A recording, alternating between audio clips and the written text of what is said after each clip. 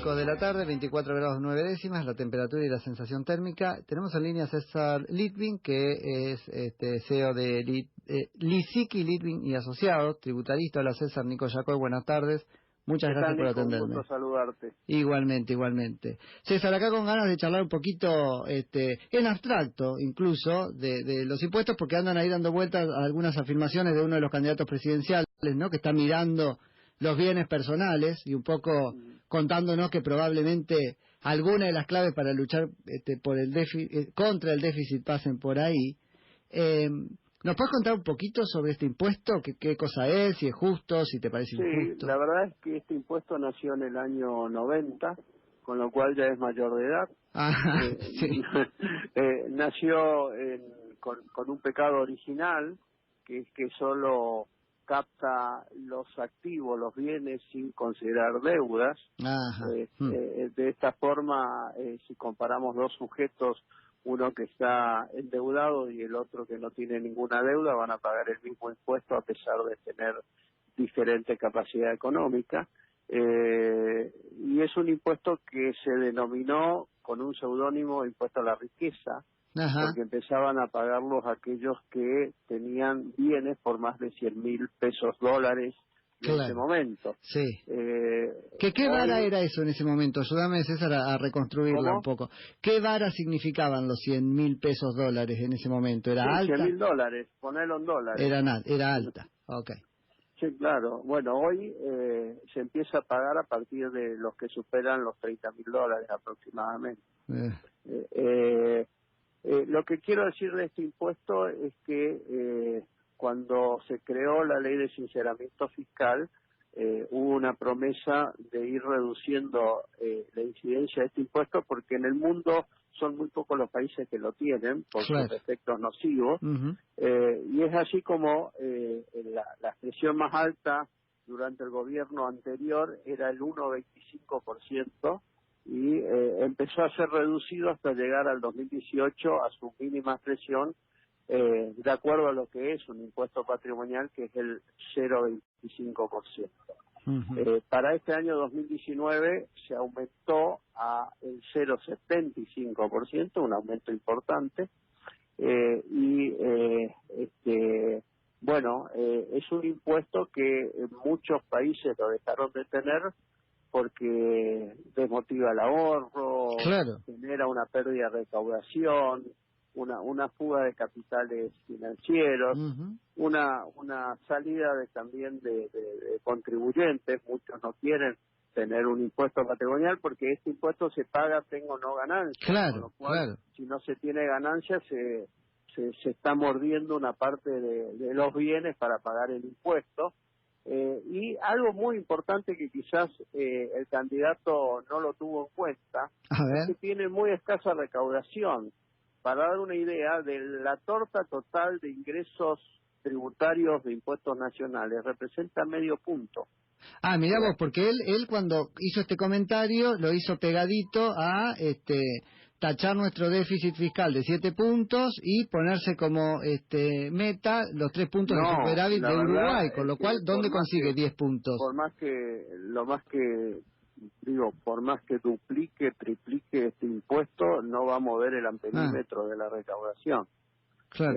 Así que, me parece que a lo mejor fue una expresión de deseo como para satisfacer a una parte del electorado que solo piensa en que hay que aumentar los impuestos a los ricos, pero la realidad es que este impuesto a los ricos se lo empieza a pagar los que tienen más de 30.000 dólares. Bueno, por eso no son ricos. Por eso te preguntaba, César, al principio lo de la vara, porque parte del pobrismo en la Argentina consiste en eso, ¿no? Yo me acuerdo a Cristina Fernández de Kirchner y Macri lo sostuvo, diciendo que los sueldos que pagaban ganancias eran supersueldos. No paga todo el mundo ganancias, o casi. Entonces... Sí, en el último gobierno se fue aumentando los mínimos no imponibles, e incluso el último fallo de la Corte, donde los gobernadores se quejaron y reclamaron por el aumento del mínimo no imponible, que representa una baja de ganancias, los gobernadores no están de acuerdo con ese alivio para el bolsillo de los trabajadores, ¿no? Y la Corte convalidó ese criterio de los 15 gobernadores que reclamaron esto. Para cerrar el tema, César, de entonces bienes personales, ahí, claro... Es poca la recaudación que se puede tener aumentando bienes personales, hasta el absurdo de alícuota que genera confiscatoriedad del patrimonio. No va a mover el amperímetro del déficit fiscal. Eso, pero eso, a menos que diga, paga todo el mundo bienes personales, así tampoco, no, porque ese riesgo lo corremos. No, porque los impuestos patrimoniales no recaudan mucho, porque justamente lo que miden es un patrimonio independientemente si tienen o no ganancias. Los países con administraciones tributarias más modernas lo han dejado de lado. Alemania no lo tiene. Sí, bueno, tampoco, pero eso no es ningún Japón consuelo. Tampoco. No lo tienen por algo, y el algo significa que no es un buen impuesto. Claro. Él dice algo así como que no se preocupen porque no voy a aumentar la presión tributaria sobre los que pagan, sino que voy a ir a buscar a otros. Y bueno, pero todos los que nos pagamos bienes personales podemos empezar a ser salidos a cazar ahora con ese concepto. Claro, pero ya dejaría de ser un impuesto a la riqueza. Es que acá riqueza te hacen creer que sos rico con 30.000 pesos por mes, eso lo tenemos claro todos. Claro, sí, bueno, mucho cuidado con eso. No se puede improvisar en materia tributaria, hay que hacer un análisis del mapa mundi y de todo el sistema tributario. Sí, seguro. Y lo que hay que hacer, muy a pesar de los anuncios, lo que hay que hacer son dos cosas con los impuestos. Primero es bajar la carga fiscal, porque desalienta cualquier tipo de actividad económica con esta presión fiscal. Lo segundo es simplificar el sistema tributario. Claro. Entre nación, provincia y municipios cobran tributos a mansalva. Tenemos 163 tributos entre los tres poderes del Estado, sin demasiados controles legislativos. Yo creo que llegamos a la frontera de tolerancia posible de tener impuestos. Entonces, habría que pensar también un poquito en el gasto público productivo. Totalmente. Y tratar de imitar a los países que hicieron bien las cosas reduciendo los impuestos para mejorar y potenciar las actividades económicas. Yo creo que ahí tiene que estar el foco, no en seguir aumentando. Si la vaca está flaca, seguir sacándole leche. Va por mal camino. Un punto donde ya no va a haber nada. Totalmente. En ese sentido de sacar más leche de las vacas, él sostuvo ahora que, bueno, las empresas están en general bien grabadas, pero ahora hay que ir por las personas físicas que tienen un tratamiento más benévolo. Bueno, vamos a tener cuidado con eso entonces también ahora. Yo no creo que tengan más benévolo. No, por eso. Hoy las empresas pagan un 30% de alícuota de ganancia, el año que viene el 25%, y las personas físicas pagan el 35% de ganancia en su escala más alta.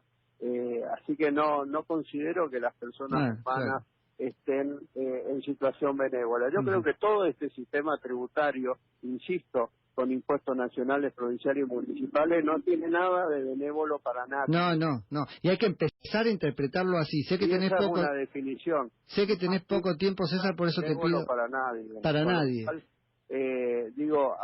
Hay que barajar y dar de nuevo con todo el sistema tributario para ser competitivos, para atraer inversiones. Esas inversiones. Ahora, ¿cómo hacemos, César, eso?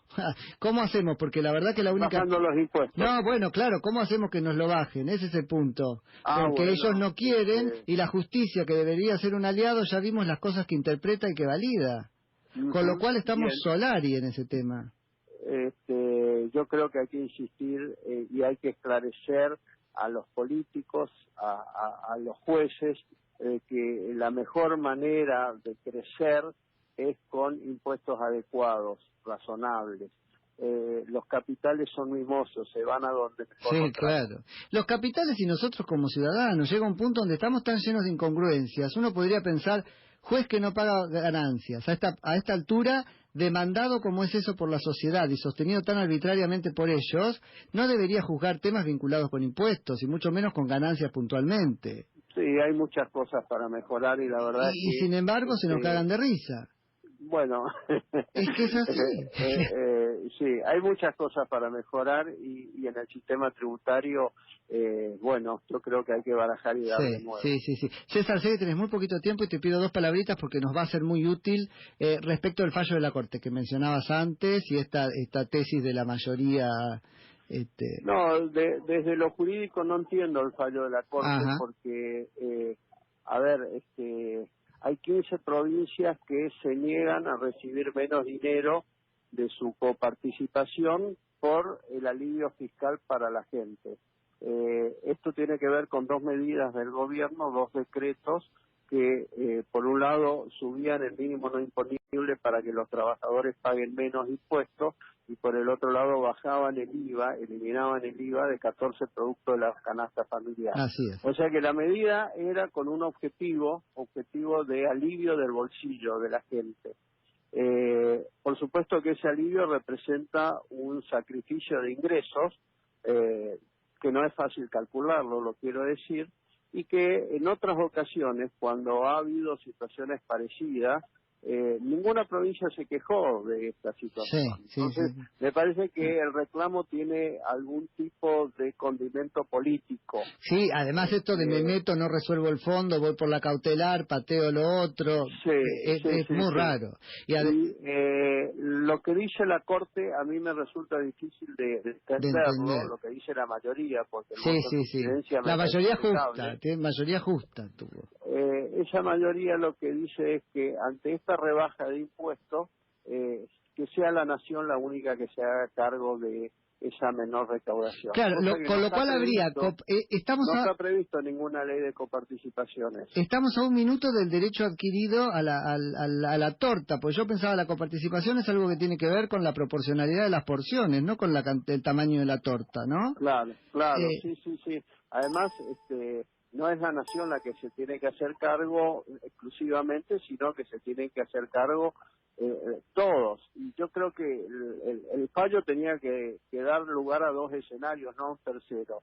O se deroga la norma y volvemos a pagar más ganancias todos los asalariados y autónomos y volvemos a pagar más por los alimentos de primera necesidad, o se le da plena vigencia a la norma en las condiciones correspondientes.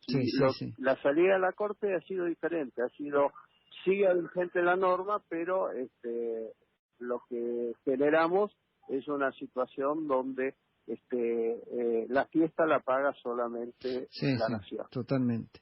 César, muchísimas gracias por la charla. Adiós, un gusto. Un saludo grande. Era César Litvin de Lissick y Litvin y Asociados.